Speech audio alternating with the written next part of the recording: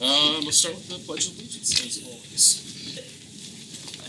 Pledge allegiance to the flag of the United States of America, and to the republic for which it stands, one nation, under God, indivisible, with liberty and justice for all.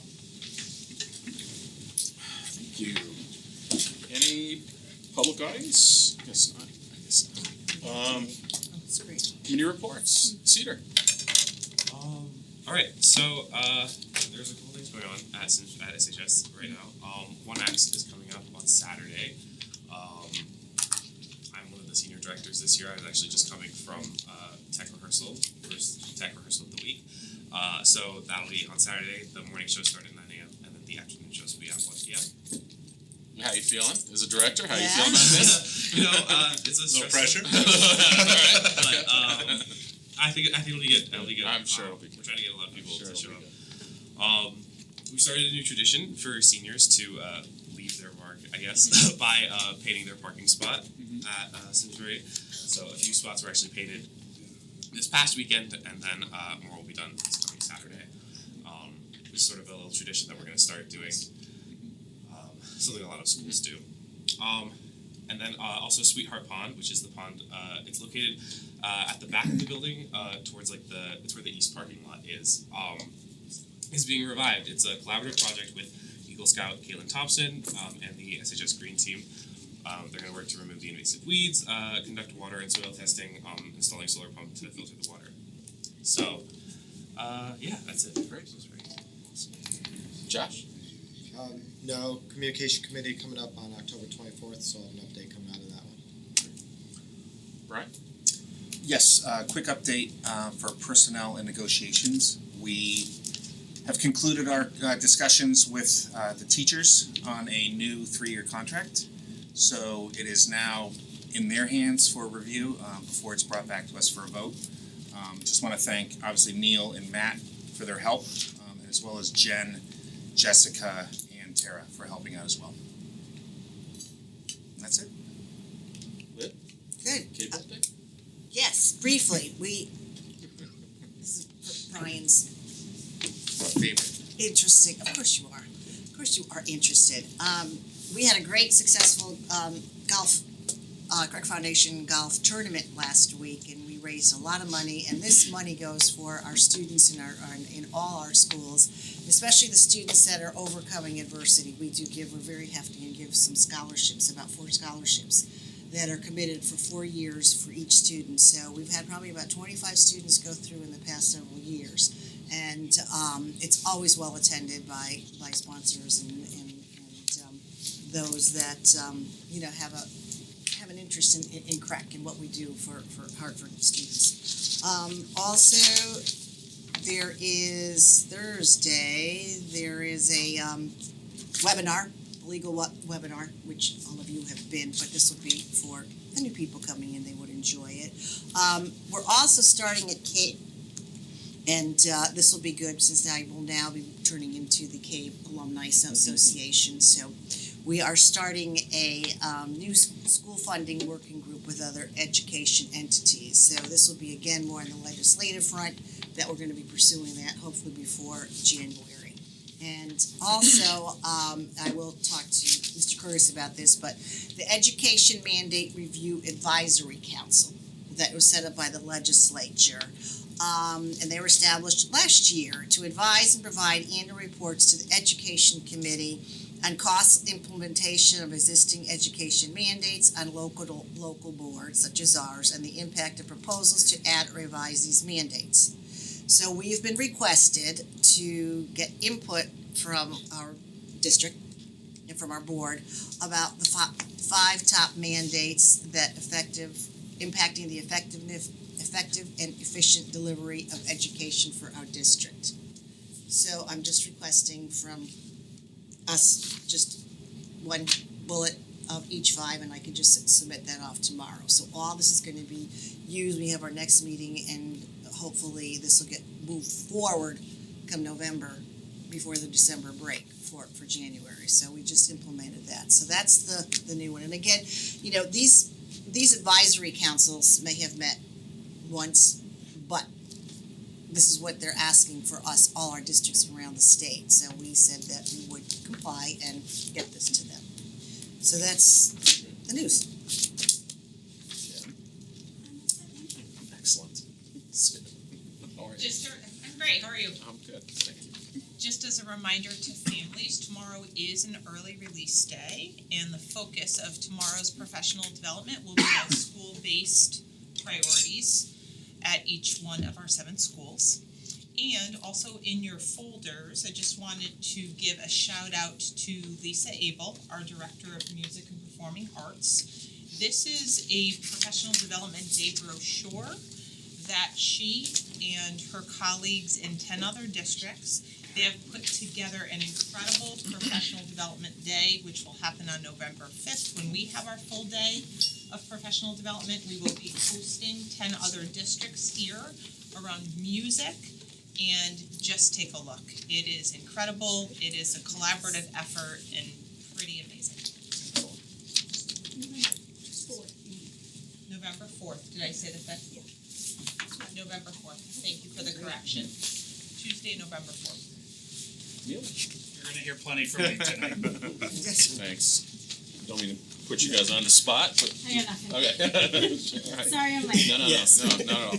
I just want to kind of echo for a second what Brian was saying, just on the contract with the teachers. Just kind of want to, I really appreciate the team, the personnel negotiation subcommittee that really shepherded this through. Neil obviously plays a huge part, Brian with the leadership. I mean, everybody gets involved with this. And I just for the public, I just want folks to know how much time and effort goes into this. You know, there are several meetings, long meetings. The final meeting went to midnight. I mean, I guess what I'm trying to get to is we take this very seriously, and there's a lot of work that goes on behind the scenes that people just don't see. And it's a you know, we're all volunteers, and we put in a lot of hours in some of this stuff, and that's really at the top of the list. So it's a good deal. It's a fair deal. Hope the teachers ratify it, and just want to thank them for their collaboration as well as always through this. But again, just my appreciation for everybody involved.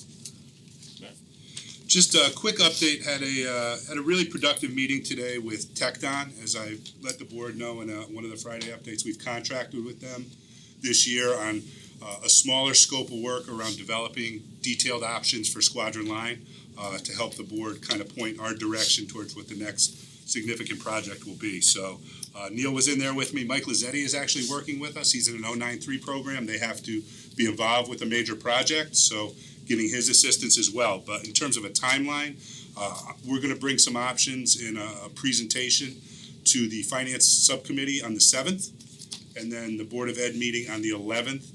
TechDon will be coming to kind of talk us through some different options. There's been some really interesting development with new legislation around state reimbursement rates that have to do with preschool programs, additional dollars available, and almost really the closing of the gap between reimbursement rates on new construction versus renovate as new. So there's really some new information for us to take a look at and kind of wrestle with. That's great. Yep. Okay, so moving on to the approval of the September 30th minutes. Making a motion. Is there a second? I'll second. Great. Any discussion? All those in favor? Aye. Any opposed? Great, thank you. Next up. All right, we're gonna start on our enrollment report here, so welcome back. Obviously, this, as you know, the official count takes place on October 1st, so we had a full 2 weeks from the date that we produced these numbers to get everything ready. It's sliced and diced in a lot of ways, and I will walk you through it, but certainly happy to take any questions as we go. So here's the headline. You gotta look at the lower left corner, and the count on October 1st ended up being 3,966. Lower than last year and lower than expected. The only time we've been below 4,000 in the last 10 or 15 years was the COVID year. So this is within a handful of where we were in 2020 as some families kept kids out of school. You can see last year on October 1st, we were 95 students higher. We expected the change at the elementary school. We did not expect the middle school, and I'll talk more about that. It's strange for a middle school number to not be accurate. And I did a little digging as to why that was. And we actually had quite a move out, coincidental, but I'll talk more about that as we go. In terms of the elementary schools, you can see the only one that is above its projection, it's a total from last year, is Latimer Lane, and the one that is significantly below is Squadron Line. Here's the theme on that one. The kindergartens came in backwards. Squadron Line only has 60 kindergartners for this year, and Latimer Lane has 84. And so all of these numbers, when you see why is Latimer up, why is Squadron down, it's pretty much kindergarten. And for Squadron to only have 60 kindergartners, that is remarkably low for the size of that territory up in the north end of town. Is it the new school? Is it the revamp of of Latimer? It certainly gives us room to, I don't think there's anything to this but coincidence of, we see them go up and down. Sometimes Tooten Hills and Central will be 2, but then they'll go back up to 3, but squadrons with only 3 is almost impossible. So,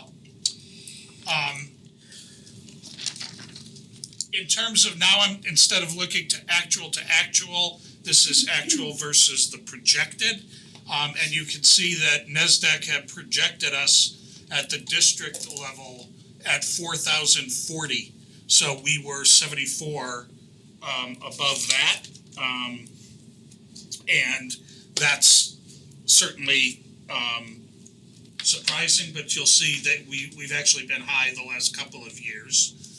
And I'll talk about that 36 below at Henry James. So I dug in a little bit. We had about 30 students in the 7th and 8th grade who withdrew over the summer from Henry James, and Laura Shellman codes the reasons why they do. So 8 moved within the state of Connecticut, 10 moved out of the state of Connecticut, 2 moved internationally, 9 went to private school, and 1 was homeschooled. So I just think it's an unusual amount of movement out of Simsbury at those 2 grade levels. But it certainly isn't, that's not a big number going to private school or anything that would be. Yeah, I was gonna say that piece of it's pretty consistent, Yeah. right? Yeah. So I that thought that was bigger.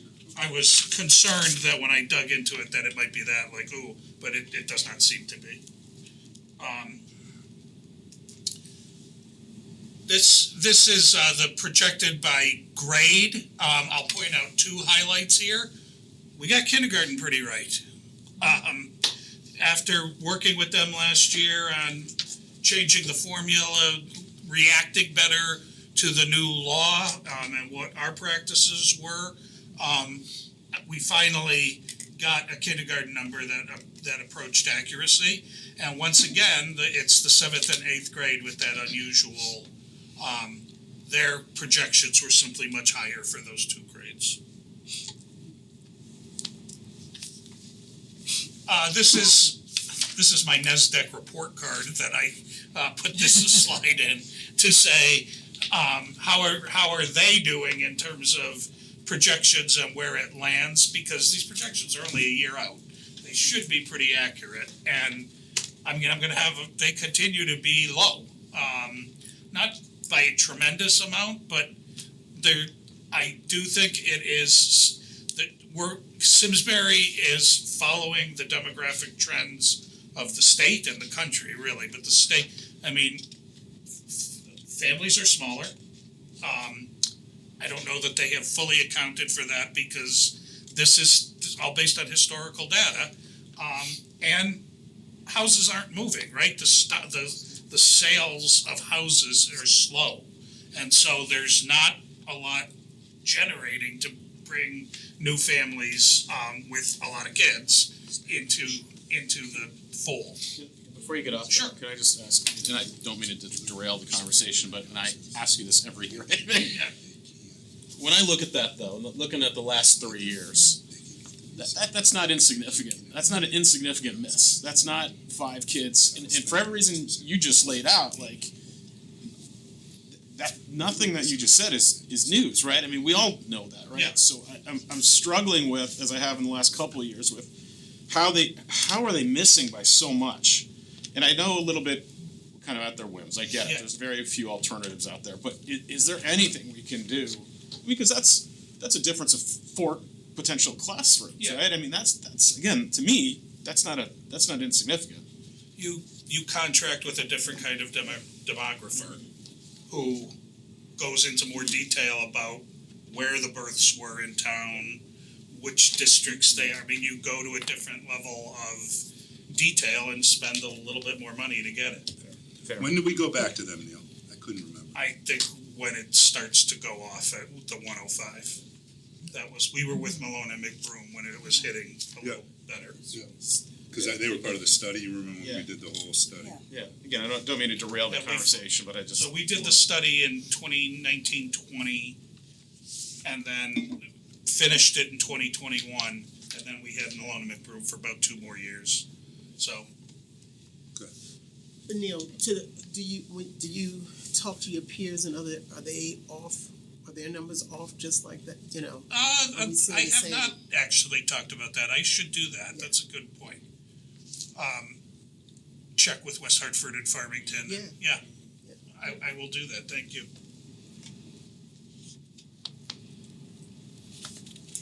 Lydia, you want to talk about some of the mandates that maybe we want to take a look at? We'll go to the kindergarten waiver process. You will recall last year that was the first time that students born after September 1st of the year 5 years before had to apply to get into kindergarten. This is a process that Sue's office runs through Betsy Gonzalez. Laura and I just sort of collect the results. These numbers are dramatically different than last year. We had 18 families inquire about the process. 16 brought their students in for a recommendation. We changed the process. Last year we recommended with reservation, or we didn't recommend. We eliminated the recommend with reservation and just said you're either recommended or you're not.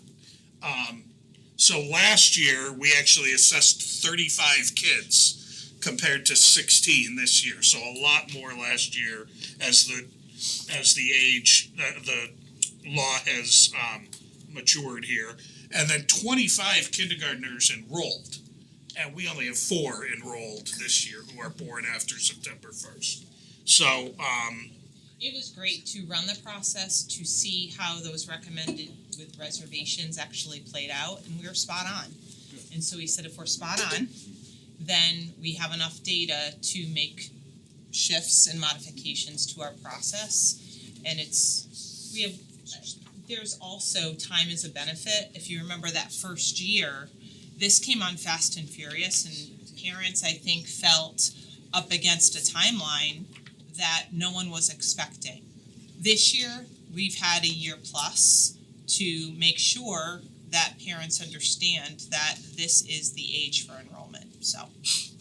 So last year's kindergarten class, 9.6% of them were born after September 1st. If you can see, it's a minuscule percentage here.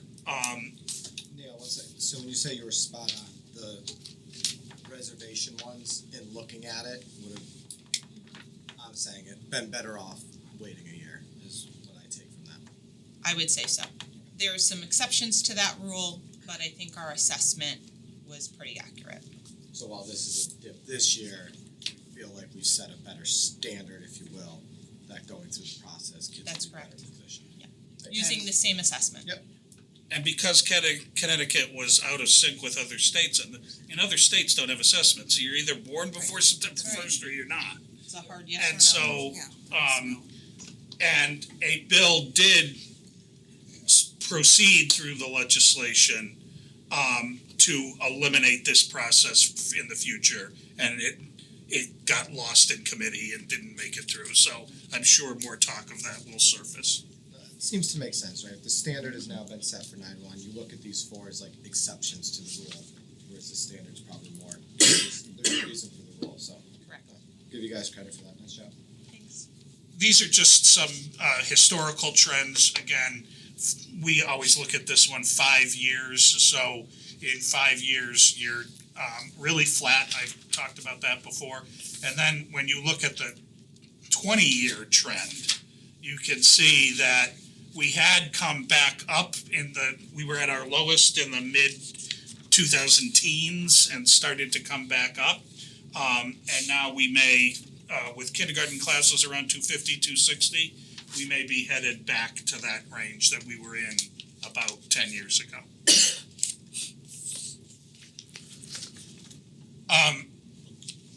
So 3966 as the main number that we will report to the state. If you want a system total, there are 121 preschool students, part-time, full-time, they're a mix, but there are 121 on the books. And they're both at Latimer and Squadron. So 71 at Squadron, about 50 at Latimer. So a system total of 4,087. The biggest grades are 6th and 4th grade. They surround the year that COVID started in kindergarten. And the smallest cohorts, in addition to the new kindergarten, are the 1st grade, and then we have a just sort of extremely unusual 10th grade class that's only got 266 students in it, and that is much smaller than any high school class we've had in a long time. And then with open choice, you can see 175 open choice students. I put that data on there for you to show where we stand. We are above the 4% threshold for the 9th year. The first year we got there to the 4% threshold was 2017-18, and we have maintained that with a pretty even number of students, a little bit up from last year. Neil, are those the pre-K students, is that also included in are the open choice from the 175 included in the 121? You get to count them for your open choice count, but they don't go into the district total. That's how that formula works. They're encouraging you to take preschoolers, so you get to take them and then not divide by a bigger number. So we had reported though that our numbers were low, or we weren't getting as many. It was becoming, we were getting fewer in the lottery. Yes. Right. Okay, but that doesn't transfer into. Our numbers ended up being okay. It's just that we're not getting that many that are. There's not the waiting list there used to be. Right. Yeah. Okay. Yeah. Okay. I think it's probably the best way to say that. Yeah. And with the decline in enrollment, easier to hit the percentage. Yes. Yeah. So that took a little of the pressure off. Yeah. We give you in the full report, there's a list of the programs outside of Simsbury, a lot of Crack Academies, a lot of City of Hartford Academies that are magnets. You can see that the trend continues for us, where over half of these are usually pre-K or kindergarten for us, and then those students often come back to Simsbury. So you'll have a whole bunch of families that use Wintonberry Early Magnet and then come back. And that number is very consistent with where we've been in the last few years. This slide would indicate 3 less than last year. And then we have some students part-time at like the Academy of the Arts, and but not very significant number. This one's interesting. I don't know what to make of it. You tell me what you want to make of it. We had hung in that before COVID, before the 2021 school year, we were in that around 20, teens or low 20s for homeschooled students. Of course, during the year of COVID, the number went more than doubled in that year. but it hasn't fallen off. Like I thought it was falling off, and now it doesn't appear to be falling off. So there's some that belief that it's easier to homeschool your older kid because there's so many actually decent materials available on the internet. Like, so you can more easily get materials, and I don't know if families just did it because of COVID and then have continued doing it, but We have some families in there with multiple kids. there's a lot of multiple, there's a lot of multiple kids. So that one, Do you know how many families that 46 students I'll is? I can double check for you. I'll get it, yeah.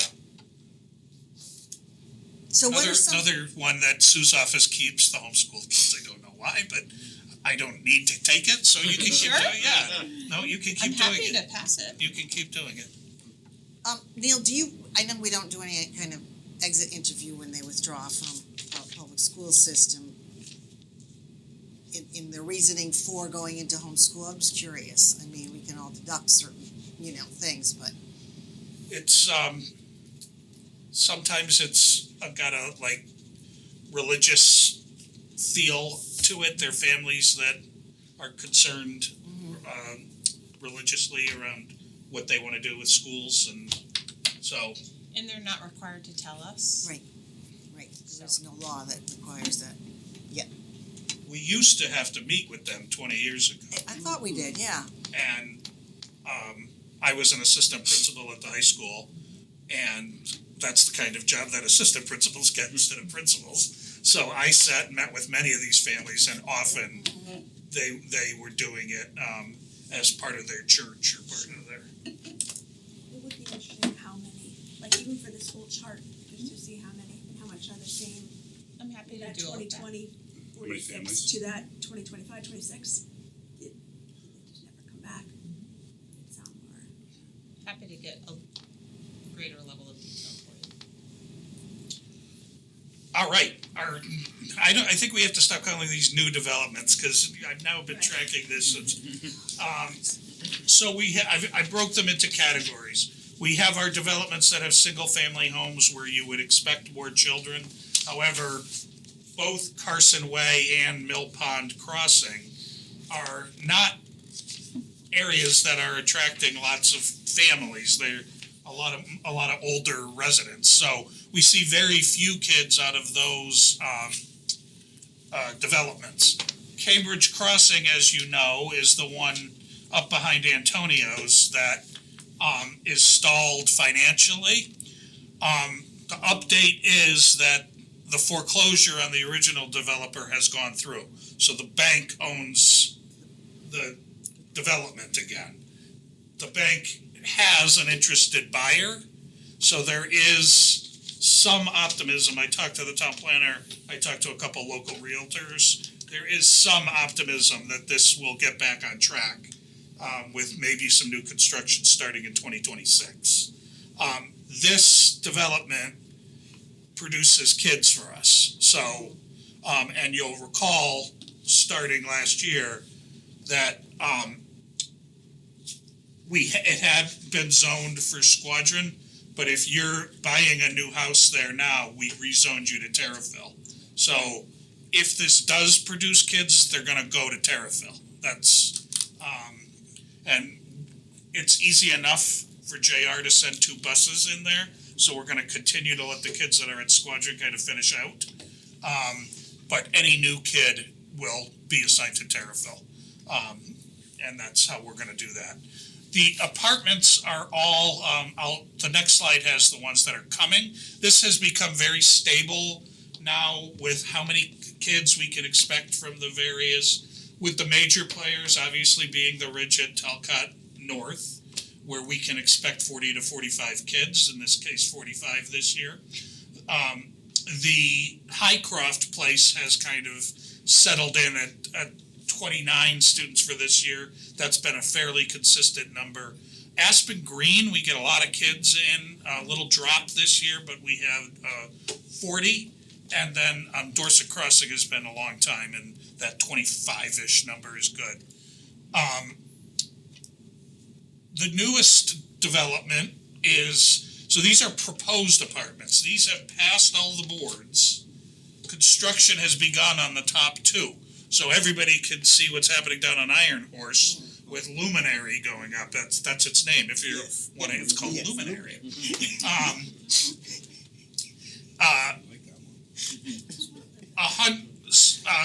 I can change the slide. I have news on this.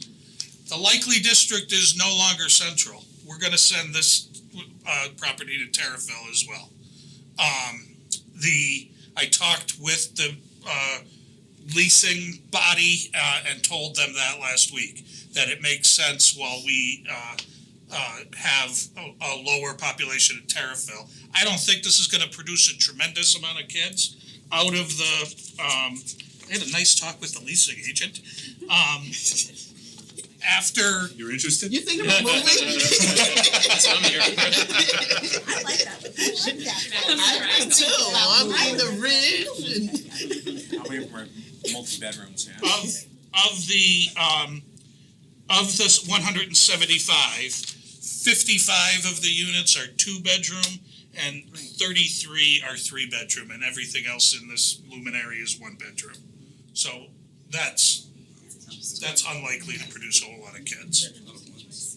Vessel will produce no kids. Those are all studios except for maybe 4 of those 48 apartments. Where's Vessel? Vessel is right on Route 10, sort of not too far from across the street from the Simsbury Inn, or not too far down from the mobile station. It's like tucked in there. Right. You go by, there's yellow fencing that says Vessel. Oh, It's yes, kind of yes. stalled. They've stalled. So. They've stalled for a while. There's nothing going on. Dorset Crossing number 2 is approved a couple of years ago in the town. Has not started construction. They tell me they could at any moment, but right now seems to, they wouldn't do it in the winter, so if they're gonna do anything, it'll be in the spring. And the ridge at Talcott South remains stalled. So the last action on this was in 2024, when the zoning rejected their latest proposal. They haven't come back since that time, but they will at some point. And then we'll have the construction period and all that, but I believe eventually something's going on that land, probably not at the number of 432, but something will go there. And if you're interested in the historical, this is where those developments, I've been keeping track of the total. So we now have 188, slightly down from 2 years ago, slightly up from 1 year ago. But now we know what to expect from these, we really do. It's good data. So next steps, I will turn around tomorrow and submit current enrollments to NESDEC, and they will do their thing. And then if we want to talk about down the road, spending with a different demographer, we can do that. But we've already committed the membership of NESDEC this year, so we should use them one more time and see how they do. We're going to monitor the current space devoted to preschool at Squadron Line and Latimer Lane. We have 4 rooms in Squadron Line for preschool. 3 are the normal preschool. 1 is the ILN preschool room. And then Latimer Lane, we actually put a 3rd preschool room into Latimer Lane. They're up sort of at the upper end of the top hallway, so it's worked out perfectly where we put them in at Latimer. And then, as we've been doing, and we'll talk about with Squadron Line as it is in need of a look, we continue to monitor the capacity. There are currently 31 K through 6 classrooms. It helped that there were only 3 kindergartens. That gave a little bit of relief. We actually moved a teacher because we had projected for 3 at Latimer and 4 at Squadron. We just transferred a teacher over. So that actually worked out fine. And, you know, the ILN space continues to, there's just a lot in the building. There's just a lot in the building. Any other questions or comments about this? Questions on enrollment? We're gonna do class size, so I'm gonna invite Ken and Jacqueline to the table. But before that, I'll do the elementary piece real quick. Here you can. Wanna make sure your legs. I meant while you were just wanted to. Come on. It's all right. That was Like, great. While Ken and Jacqueline transition, I can show you the elementary piece. We had exactly 110 teachers again this year. That's the same number as last year. One more in the upper grades, one less at the primary grades. Once again, happy to report when you look at the class sizes, which I'll put up in a second, not one of them in the whole district at the elementary level is above the class size guideline. None of them. And we had 12 that are below the class size guideline. And as you'll see, that's usually a number that you can't divide and keep it. It's either going to be above or it's going to be below. And that's happened again. But if you take a look at this overall, I mean, we are in excellent shape with our class sizes in the elementary right now. The only one that is even high at this point is the 5th grade at Squadron Line, where you can see we do have classes of 24 and 25. And we'll have to, that, not only did we get 4 kindergartens at Latimer, we got 4 full ones. They're 21 each at Latimer. And that we're gonna have to keep an eye on. But otherwise, the class sizes, I mean, you look across the board at Central School, look across the board at Tooten. These are really favorable class sizes. We do continue to, I know there's been a lot of concern about the 1 first grade at Terrafil, and we certainly can take a look at how to, I do have some choice students who could go in there. We could probably find a way to make 2 smaller sections, but I want to monitor it for a little longer. But it's nice to see that the 3rd, 4th, 5th, and 6th at Terrafil, and even 2nd, is similar to Yeah, all yeah, the other no, schools. Pretty balanced. so, and I think I'd say we're in favorable shape. I think you're gonna hear a similar theme from the middle and high school too, so. Jacqueline, Yeah, when I talked to Neil and I talked to Scott about our numbers, they said, I just feel good. Like it just feels good and feels comfortable this year, which is really nice because last year we were busting at the seams. We had a really high enrollment last year at 687. So we increased our teams last year from 5.6 to 6.0 teams. So we were functioning with 3 full teams at each grade level, and we were still, having classes that were really large. Last year we had 32 classes that were over enrolled. And this year we were down to 9 classes over enrolled. So it just feels comfortable and good, because last year everything felt stretched, from our counselors to our, mental health support staff to our class sizes being really large. And this year we're at a much better spot, because even last year we had 21 classes that were sitting at 25, and this year we only have 6. So we're in a good spot there. We did increase our under enrolled classes from 21 to 34, but a lot of the classes are just 1 or 2 students below. It's not like we're, sitting on classes of 12 and 13. We have a few kind of at the extreme, but overall we're sitting really comfortably in our classes. So that feels really great, and it's allowed us to keep our connection classes small too, which has been a benefit for us. We highlighted that last year as well, so we've been able to continue keeping those on an average of 12 students. So it really gives us that great tight-knit relationship between student and teacher, and last year was the first year we did conferences, and the conferences were with the Connections teachers, so they really knew those students. So our hope is to be able to continue that as well. So, and that's every teacher across the building has Connections classes. We continue to have some struggles with, I don't know if struggles is the right word, but we have a lot of very specific reading classes that are small, so kids who are identified with a specific reading need.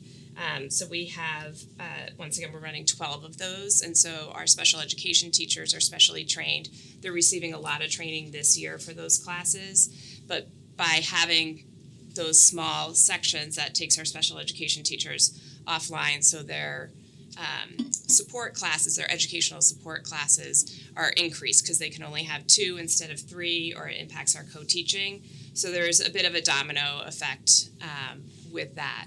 But they are getting great training this year and able to service those students really well. And with support of paraprofessionals, we're able to support the ESC classes, formerly study skills.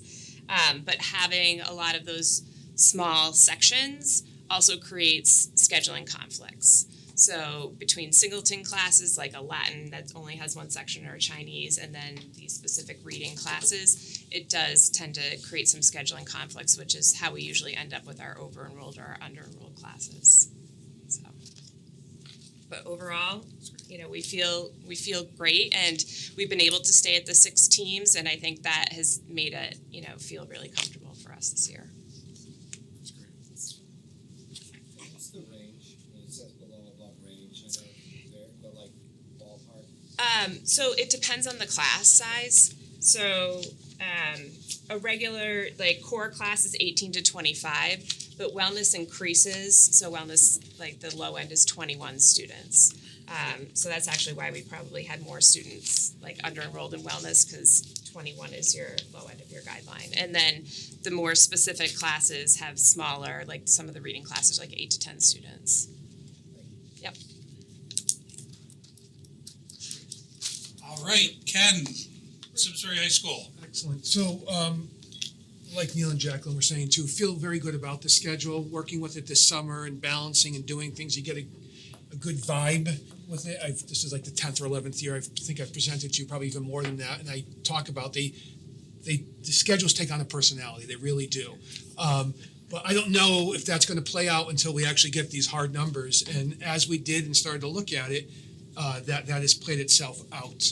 Our classes, we don't have a significant number that are exceeding. In our core in particular, we have 8 that are exceeding. Of those, I'm going to slightly talk out of both sides of my mouth before I'm through, but because I'm going to tell you, a majority of them, I believe, after our second add drop window, will be below.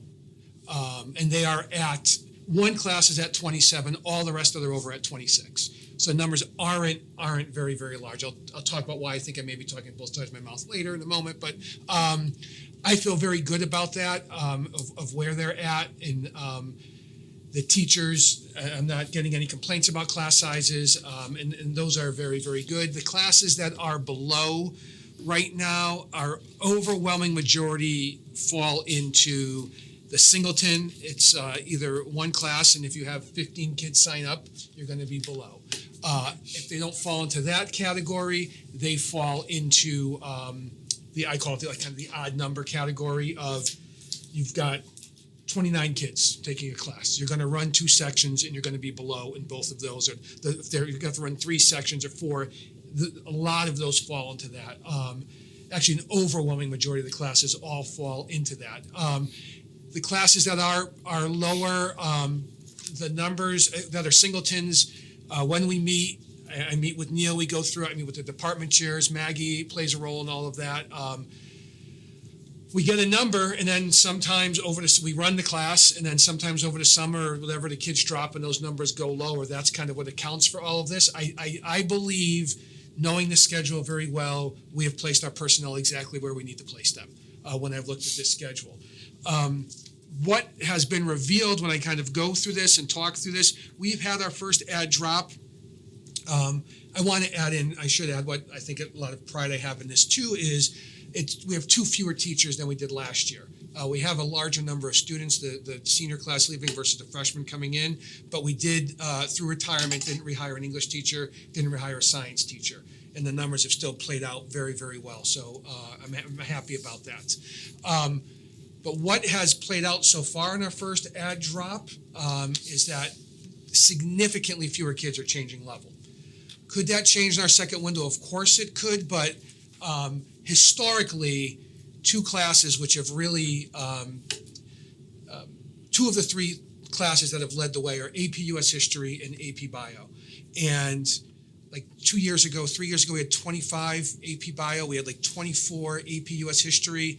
Those numbers, AP US History last year was 4, right now we're sitting at 4 drops. I actually had beginning of the year meetings with both of the AP teachers, and they don't foresee anyone else dropping. I mean, someone could, but they don't foresee it. Talking to guidance, they don't foresee it at all.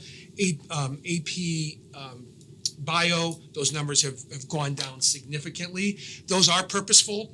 Our department chairs, our teachers, we talked about those numbers. They looked at some of their practices, made some changes, and it's been effective. We definitely have teachers, and I can't account for this for the past 15 years, but I can tell you right now, we have teachers who want kids to stay in their AP classes.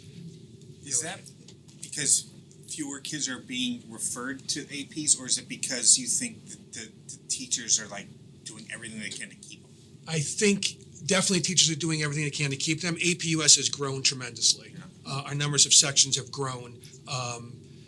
So I don't think it's, I think we have more kids taking AP than we've ever had before and doing well on it. So it's a very positive thing. So that's why I kind of say I'm talking out of both sides of my mouth where, hey, I think the number's going to drop. I can tell you that a class that we have a lot of drops in, that 2 sections are over, and one of them is the 27 and there's a 26, is Algebra 2-1.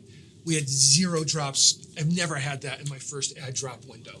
I'm like, I kept telling Neil, I have numbers, we can run with them. And he's like, let's wait for the first add drop. I go, yeah, they're gonna change, and they never came in on that class, which is a great thing. I mean, I'm very, very happy about that. So that's been a nice development. And AP US and the AP Bio is a 2-year trend now. So I think it's definitely something that's going to stick. And like I said, some purposeful changes were made in terms of when they give certain assessments. And as it was explained to me by one teacher, and even though we're going to give that same tough assessment, you have now built up your grade so that if it doesn't go well, you can absorb it. And it's not going to be versus it being your first big grade and you're like, I can't do this. And it's really made a change in all of that. So this schedule, I think, is a very positive schedule, doing very well. I do think of the 8, 4 to 5 in the core classes, I think the second window will be where they're at. And the other ones, for the most part, are level 3 math classes, and they're like pre-calc level 3, and they're like algebra 2 level 3, I believe, account for maybe 4 of those. And those are college-bound kids that have 18 kids sitting in a class. I'm not worried at all about those being over. An overwhelming majority of those kids go on to a 4-year university. So I'm not losing sleep at those classes being at 19 versus 17 in that sense. Nor is the math department chair or the math teachers. Some of the lower classes that are kind of purposeful in that is Algebra 1. It's definitely a conscious decision. That is the absolute base for all of math and for kids to be successful. And even if they can't or don't want to go further in our program, if at some point they go on and want to do math, if you have that algebra base, you're going to be able to be successful. So there's a kind of a purposeful choice in that, and a lot of the other ones are our support classes where the numbers are lower. This is great. I don't know if you're done, right? I'm done, I think so. I think the amount of thought and everything that goes into this is proud of you. It's fantastic.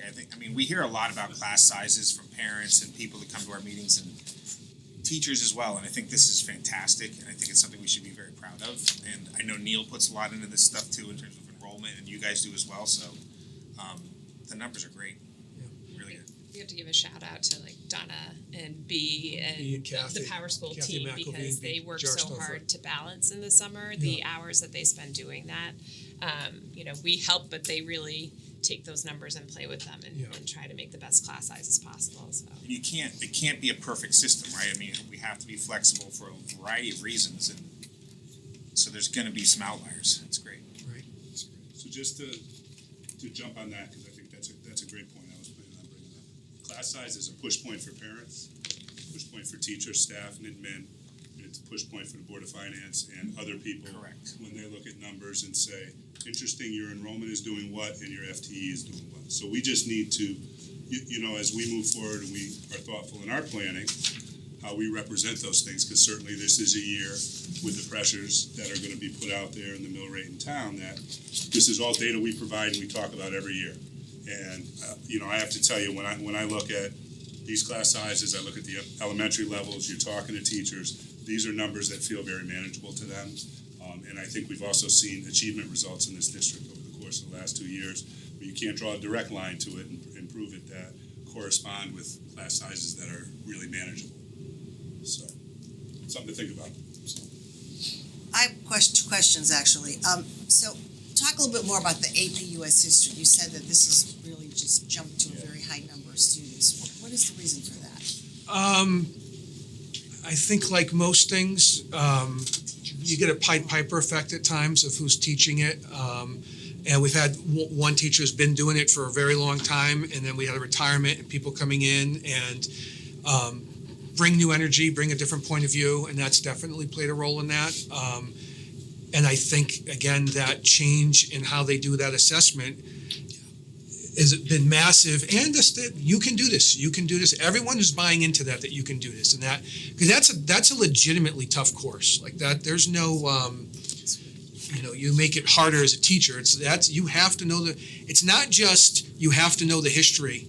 You have to know the history in order to be able to apply it to a reading or to a primary source, whatever the case. It's a very high level demand that they ask of you, and these teachers know it and get kids to believe in themselves.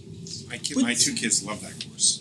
So the reason why I'm asking, I think it goes back to your question when we talk about the profession, teaching and the profession, and why. And I think for Board of Finance, because they don't know this intricate, inside story. But this is really a testament to your teachers, to your staff, of who they are, what they do, and why these numbers are bump up and why these kids are in it. So I know we get criticized a lot that we may have, with our FTEs and what have you, but this really is a success. And I'll throw in for that, department chairs play a very important role in all of this, because they look at these numbers and they engage in the conversations. They can go in much greater depth about the knowledge and strategies that teachers can use for their discipline, and they have led the change in a lot of this, so. Good, that's why I asked it. I think that's a very good telltale sign of what we do in this district and why we do, and the success that we have because of the teachers that we have in this district. My second question, capstone. Can you just talk a little bit about that one? On that, that's still on the slide? Yeah. What are the numbers? I'd have to, they fall under, I have it up there. So, as a class overall, capstone that's listed there are the students who are taking the capstone class. In other words, they're not taking Project Lead the Way and doing a capstone project. They're not doing it through the art department or through some other course. They're actually taking the capstone class and doing their own research. It's a 2-person department. We actually pulled one of the sections from them, which is probably why the numbers are where they're at right now. The one is below. And another teacher is the teacher who we pulled from is teaching an AP, is it AP Sem? No, it's AP Research. AP Research in that as well. Those classes, I believe we keep the number as 18 to 25 because it's basically, we eventually said, hey, it's a level 2 class and that's where we want it to be. It's an extraordinarily demanding workload for those teachers. Every kid is doing something. Every single kid is doing something different. You've got to check in. The kids are, it's not necessarily a passion project where the other ones are. so it's a little more challenging at times. It's the kids you gotta get across the finish line, that maybe don't want to. In the end, they're so proud of the work that they did, but you get to see that capstone day. Yeah, I All do. the stuff that occurred prior to that is the kind of the teachers who are keeping up, who are talking to the people who they are connected to outside of the building, et cetera. So it's a pretty demanding, it's extremely demanding, I think extremely rewarding, but extremely demanding gig. Jen? I was, yes. So I was just looking at, can we get, like at some point, like towards the budget time, like, see how there was the 10-1 numbers for seniors was 314, right? Of that 314, then it says on the capstone, it says 219 of them are capstone, are they all seniors? Is that a mix of seniors and juniors? What is that It's breakdown? predominantly seniors in those numbers, yet juniors, and I do have those for Only you. about 100 kids that take it through AP classes. I'm surprised Or- that that's low. Or electives. Or electives. Okay, I thought you said it was people taking the capstone class. The people who are taking that capstone class are taking the capstone Right, class. so that means there's only 100 kids left if these are all seniors that are taking. I can, give me a So second. That sounds about right to me, that there's probably 100 seniors who are doing it and through some other, yeah. That makes sense. Yeah. I mean, there are very few juniors this year. We're actually trying to get more to do that, but they can take it. But juniors can take it second semester junior year, and then they take the second capstone class first semester senior year. And I just also was curious if we could see like on the AP classes, because I know it's up. I would be curious to see how many, what are the classes, like a 5-year breakdown of what were the populations of all of our AP classes and what are they now? In that, especially in the AP Bio, that sophomore year, I was just curious Yeah. if how many, because AP's not on here. This Yeah. isn't on here. The AP Bio's missing, and so that's what I was trying to figure out. It got cut off, Ken. Oh, it did? On the pagination, it got cut off. And Just so I was you and I just looked at curious, it. like, how many kids actually sophomore year do take that as their first AP experience? Is that growing? Or is That's not growing, I know or that, the but we'll have to Push look at and that. AP Gov or AP Stats? But I can get So you those what's happened, AP Gov, I don't have the numbers in front of me, but I would say it is going down, the number, but AP US is going up, but like, what is happening is as you throw in like AP Human Geography or these different things, the numbers just, we haven't necessarily found a course that's added 50 new kids. It's 50 kids came from this course to go into that course. With that said, we do have a record number of our kids still taking the APs, but So that's what I'd just be curious to Yeah. see and tie that and how that ties to also FTE if we're, you know. Interesting look. I did pull up those capstone numbers, you're right, it's 96 students. But that's much higher, that 219 than what I've ever been told before. And the breakdown is grade 12 students in total are 255, grade 11 are 64, and I can get you exactly where these paths are. I'll send this And information only to you. 96 are actually taking the The SHS capstone class. Yeah. Included in that pathway though is also AP research because it's a specific research-based inquiry and that is 17 students for a total of 113 in that path. Right, and so that is just, I just feel like as a group, we should collectively be able to see like exactly where that capstone, you know, this is my sticking point, but I just wanna see what is it? Is it really 219 or is it Sure. something else? And I can share the information. I usually do in curriculum council, which is on our agenda for next time. But I could send this to the entire board so you can see the breakdown. Yeah, no problem. Anybody else? Chuck? Yeah. A few questions. Just one pretty easy one probably. When you're above, you said like 26, maybe 27, but then you kind of said if it's 29, you'll split and get two below.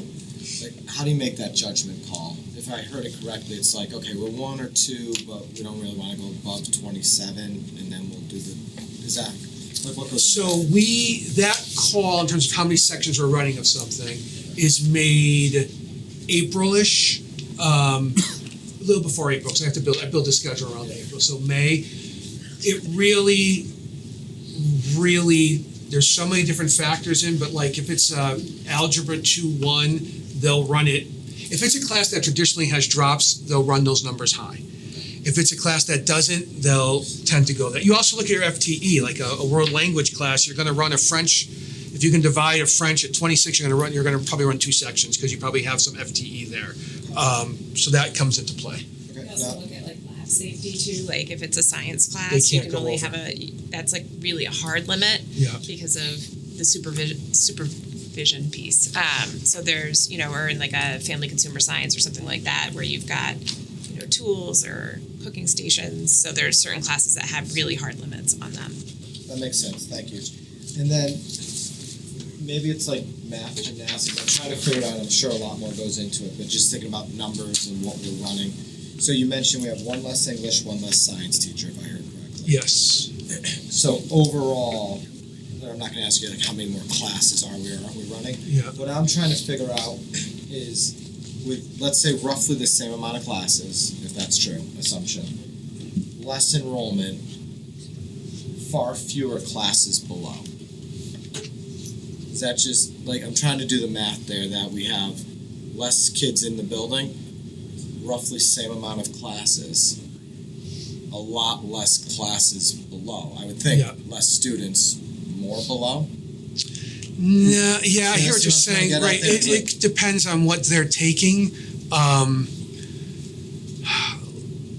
Certain classes run below, like I said, like the Algebra 1 would generally run below. So if, with the freshmen being a larger class, you'd think there would be more below, but they would be more below because of that. But then it just balances itself out in that sense. I would point to the English department though as one that would have had more below classes last year. Now you don't replace a teacher Right. and they right-size themselves. Okay. It just, maybe it's not, it just seems 130 to 180 to 150, it feels to me like that's 30 classes is a good amount of classes that are less. It seems more efficient, I'll say that, right? Like, and maybe that's not the best way to look at it, but it seems like less classes you have below, the more you're utilizing the classes you have, which, Right. to Matt's earlier point, I think is a good number to look at and say the fewer below. I'm just trying to get a feel for less kids in the building, but yet we're utilizing classes more. I think that's a good story in a way. So I think that's why I was asking how you do the splits and things like that. And then just the other question, just the Algebra 2 no drops. Any thoughts there? Do we have fewer kids taking Algebra 2, more taking Algebra 1? Is it like Those amazing middle school algebra teachers It's that are prepping. Algebra 2-1 is their junior year, so they've been there in the high school for a while.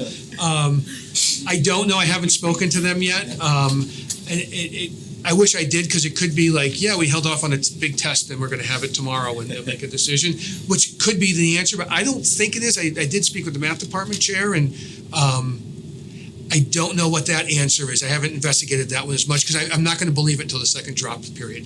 Okay. And then I'll look into it at that point. Yeah, no, that's just because that's impressive, right? I know Yeah. math's a sensitive topic. I asked my secretary, I said, no, this isn't right today. I said, we go back and check, and we went back and checked, and they didn't have any drops. No, but I mean, it all looks really efficient, really well run. I think from hearing from both of you, like the comfort but I think that all sounds good. I do think Matt makes a good point about the discussions I had though. So just quick, what's the date for the second drop? Right around Halloween, around the end of the first quarter, so a couple weeks. All right. Thank you both. Thank you very much. Thanks for coming out. Yeah, Appreciate it. Always very interesting. All right, so, yeah, we're gonna do a pretty quick overview of just some of the significant legislation that was passed from last year. We did this a couple years ago, and I think it gave the board a good handle on some things that are gonna be coming down the pike relative to both policy and just how we try to manage, like Lydia, to your point before, some of the mandates and some of the things that are Oh, going. my favorite part of the agenda. Yes. All right, I'm gonna start us with the things that come more through human resources and finance. There was a lot of activity over the last couple of years in terms of sick leave, paid sick leave, FMLA, and managing all of that through human resources. So it started with a new law, paid sick leave, that went into effect on January 1st. This was not contemplated as a law that was really about school systems. This was about industries that don't give people paid sick leave, and yet it impacted everybody because we do have some employees who didn't get sick leave, like our hourly tutors. There's a couple examples I could come up with of people who did not get sick leave that are now getting it. Our part-time paras did not get sick leave. You didn't come to work, you didn't get paid. And so that it all applies to them now. And there are qualifying reasons for why they can do it.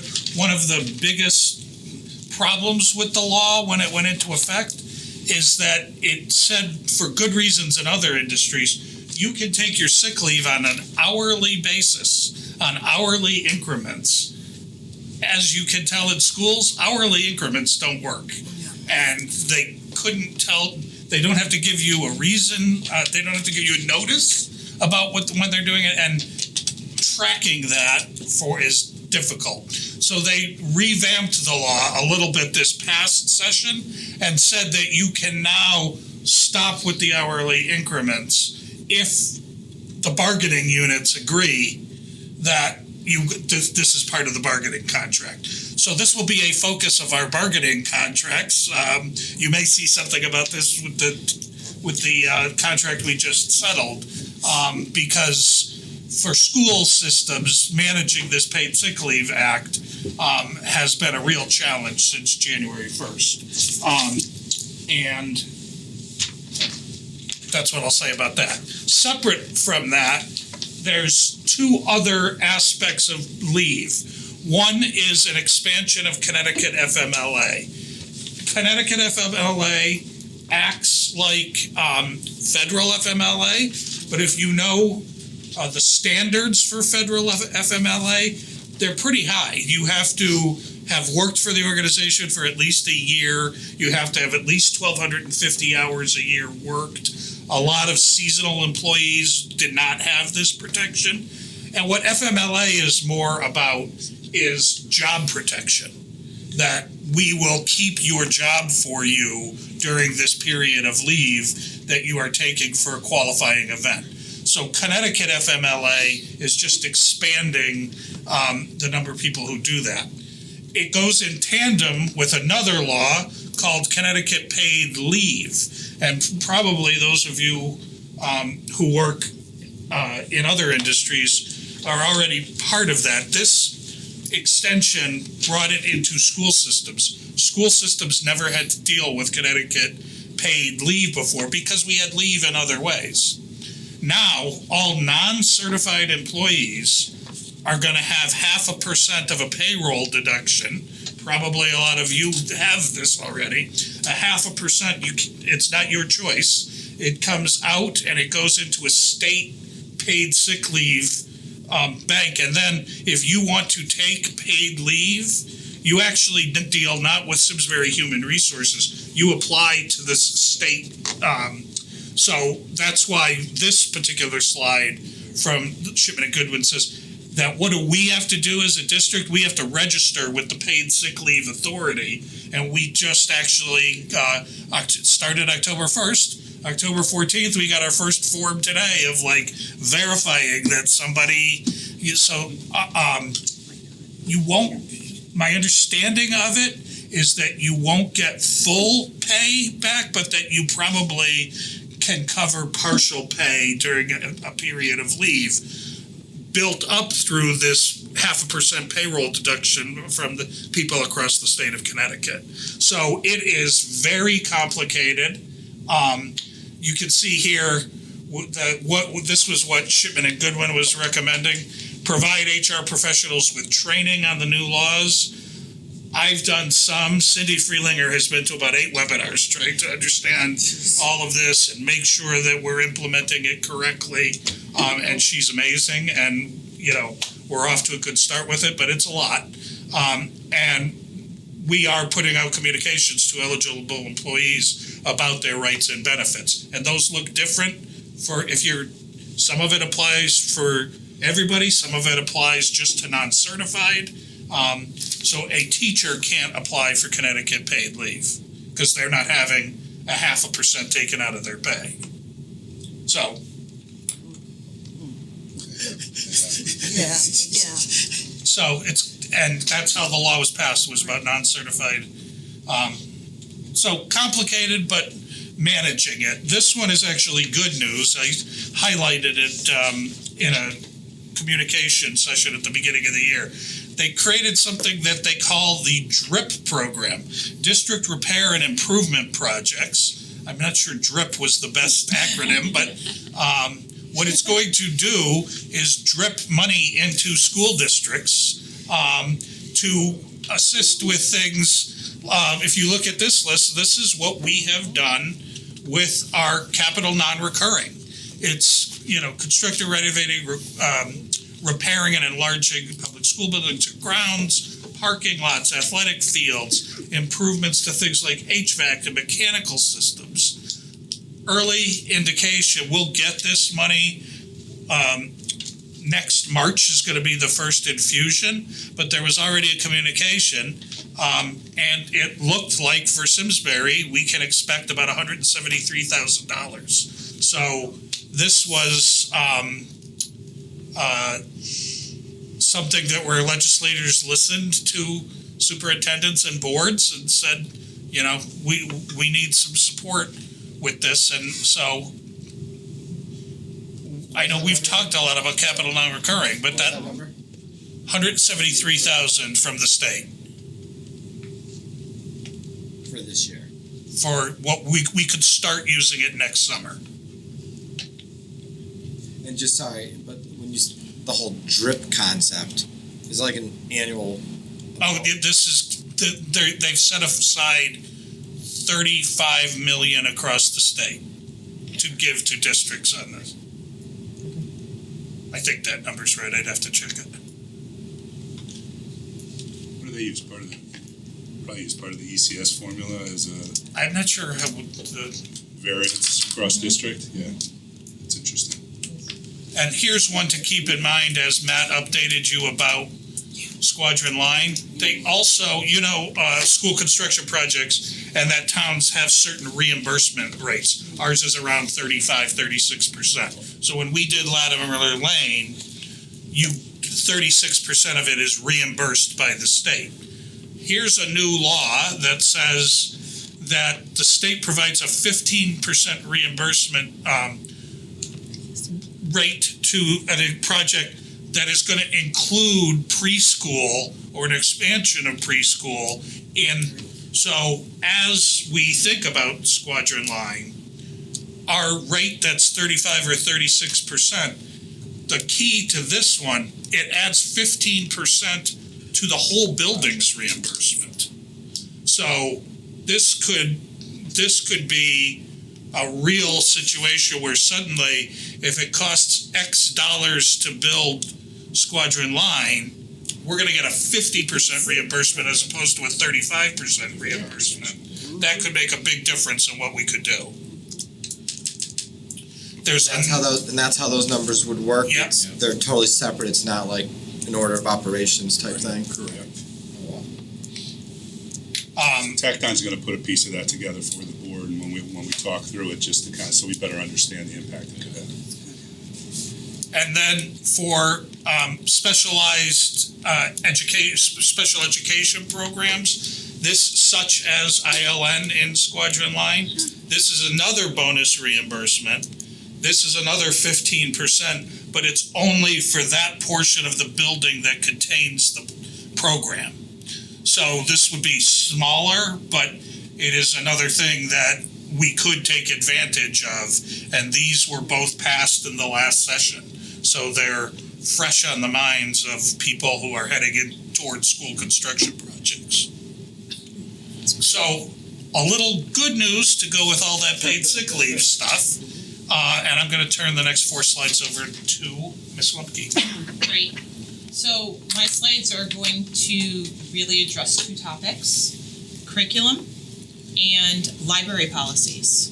And I will start off by saying we are well ahead of what the legislation changes are and what is going to be required. So the first around curriculum, it requires boards of ed to have a curriculum committee that helps to recommend, develop, and approve curriculum. So over my tenure in this role, that curriculum committee has met regularly.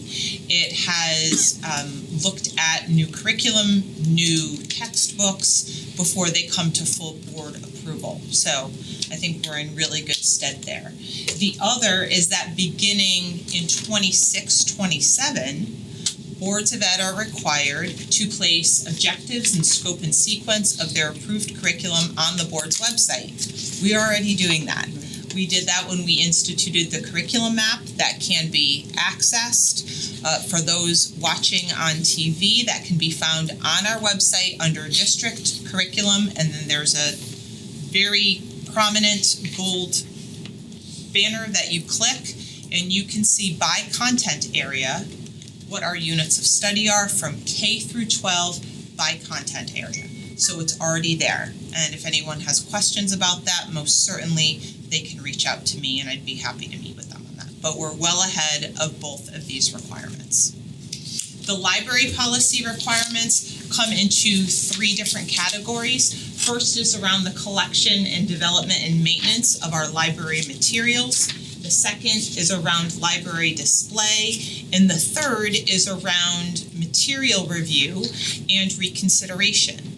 We already, specifically for that third, have a very well-developed process around controversial materials. And if someone has concerns about that, we have a very well-articulated policy about how those concerns are brought forward, how they are handled. What we are going to be doing is looking at model policy from CABE as well as Shipman and comparing that to what we already have in place and making any adjustments if necessary through policy committee. These policies have to be in consultation with the superintendent or designee, the director of curriculum, and have input from librarians, media center specialists. They are already aware. Dave Prinstein has met with his library media specialists, so they're aware and are very happy about where this legislation is landing. And we also are required to review these policies every 5 years. So there are policies that are required around displays. What the legislation does say very clearly is that displays should be around the interest of all students in a building. It should include a wide range of diverging viewpoints. So there's legislation that supports that, as well as what is age-appropriate material. So we're going to have to delve a little bit more into the specifics of this legislation and again tee up our current procedures with these new policy requirements.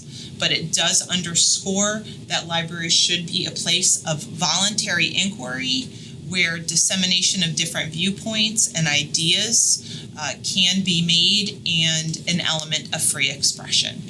So we will be coming back to these requirements around these three policies. Again, I will be looking at our current policies and practices and making any recommendations which would come before the policy committee. But again, we are well ahead of many of these requirements. All right. The third here, our Director of Pupil Services. Would you like your own clicker or would you like me to click? I can grab it. Go ahead. Thank you. Katie Crisula, our Director of Pupil Services. Good evening, everybody. So really wanted to highlight this evening, there was a lot of special education legislation, but certainly didn't want to get too far in the weeds. Wanted to bring the high level information around several key changes that really talk and focus around three key areas. And the first, I talked kind of steal some of Sue's talking points, we're ahead of the game. Funding and support to provide in-district programming as much as possible. We started talking about that about a year and a half ago with the expansion into New Path with the Two Farms Village. Key legislative changes around districts doing just what we are, which is expanding our self-contained and more restrictive environment type of programming to meet all kids' needs regardless of their complexity of disability. We also, key changes in the legislation around transparency of costs, really making sure that private providers of services as well as districts are knowledgeable and open to what those costs are and how they're being what's being funded, and making sure that that is even across districts. And lastly is help to districts, support to boards of ed with the continued rising costs, making sure that boards of ed can be going into budgetary seasons with as much predictability of cost and with a focus on containment as possible. So that's really where a lot of the key high leverage legislative changes are living in this session. So where is that cost containment legislation? What are those? So there is a new provision around fixed annual costs for services. So essentially, a private provider, a third-party contractor, is not able to increase costs for a service during the school year unless there is an actual change to the service as indicated through a student's individualized education plan. So if a district is paying for a service, that service cannot change in its cost during a school year. It is set for that school year based on the contract you've signed, and third-party providers cannot come back and renegotiate that contract. Another cost containment legislation that is forthcoming. This will be set, it is a rate setting legislation. It is set to be implemented on January 1st of 2028. Shipman really provided us with guidance around be cautious around this because a lot can change. That's over 2 years away. But the intention of a rate setting legislation is, again, that theme of cost containment and really making sure that the State Department of Ed is able to create a rate schedule for third-party related services. So third-party A is charging the same as third-party B for the same service. And it is not a variety that districts are backed into a corner because party A has services available and party B doesn't, just because of a cost difference. There will be billing standards also, so again, that will help with districts knowing what the costs will be because each provider will need to be billing to the district in a similar fashion. Again, the caution is there's over 2 years of time, and how this could be changed and implemented is to be seen based on State Department guidance. And that can cover anything from a tuition to speech and language services that you're contracting. Yes, the only thing that's not included under rate setting is transportation, but it is primarily related services.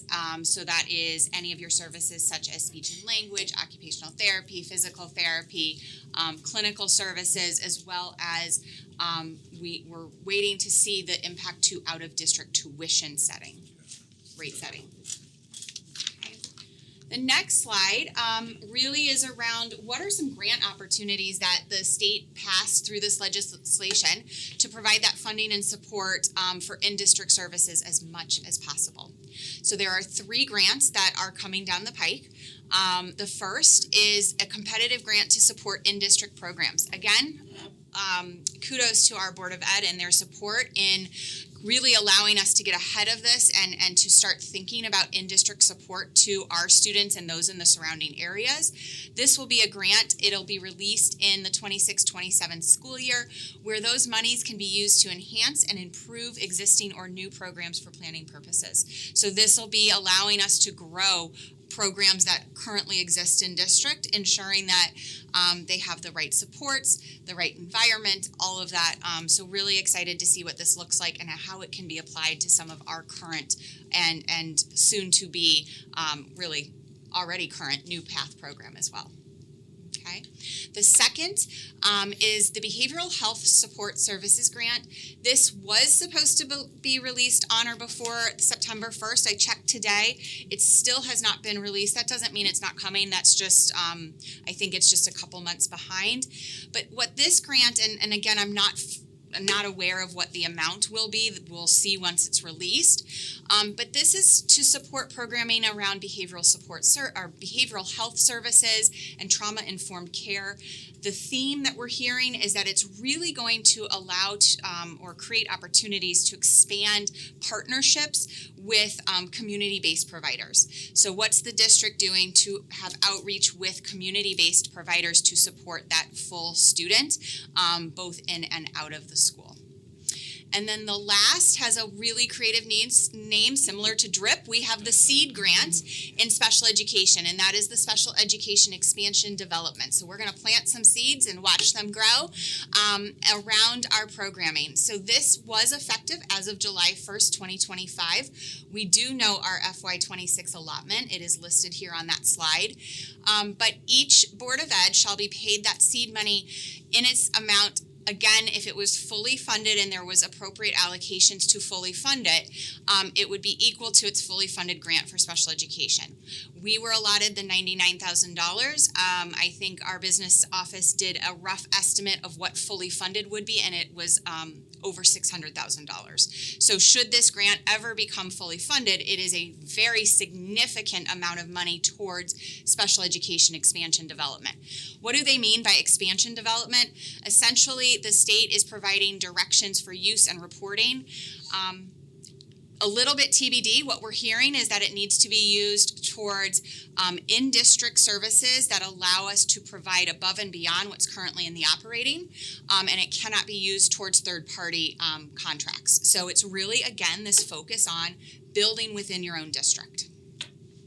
Okay, and It's interesting, I was at a conversation with the commissioner, there were a lot of questions, because this has great potential, but much like the excess cost grant, right? If we wouldn't have a lot of pain if it was just, filled to the amount legislatively appropriate. But so what's the definition of new? So a lot of superintendents were concerned that, okay, I can apply $99,000, I'll just use an example for us, in a year potentially to new staffing at our New Path program. We're self-containing that program immediately. Can I do that same allocation the following year if I have the money, or is that no longer new? So a lot of information is coming on this, but it's not all out there yet. so you'll see this is directly from Shipman in many ways, some of our legislative themes. One of them is obviously to stay tuned. So much of this is dependent on the implementation through the State Department of Ed, similar to the use of that seed grant dollars. But what it does do, the legislative themes around special education, it is signaling an interest in increasing capacities in lesser restrictive environments, keeping kids in their communities. Again, kudos to you, to our Board of Ed, to our town for really seeing that need here and supporting that and allowing us to get ahead of the fold and do right for our students. Again, being able to focus on in-district programming and school districts as the public providers of special education services, not always needing to go to private providers of special education services. Really incentivizing the use of your own people versus third-party contracts. There are obviously opportunities in the legislation for increased funding, and the state is really focused on getting a scrutiny of program costs, really looking at this idea that Program A should cost the same as Program B if those services are aligned. Again, there will always be that individualization through an IEP, but again, a Service A should be the same as Service B.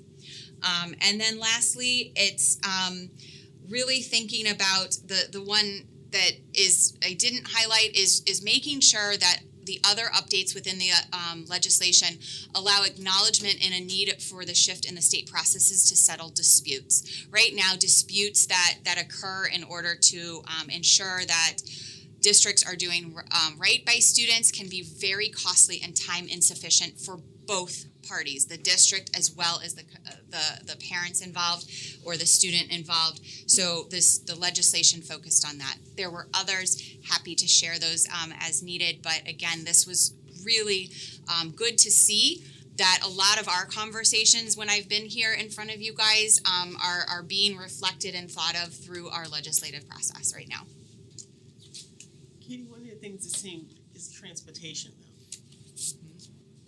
It didn't seem like that was called out, right? Or was it? The legislative, yeah. Because you, I think it's because it's just a different entity, and they through legislation didn't define a way to. They don't have a way at this point to look at that from a transportation A to a transportation B. There's so many factors that go into that it really was not reflective in the legislation. I don't think it doesn't mean that it won't be coming down the pike, is what I'm hearing.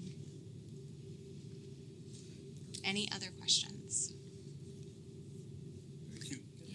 thank you.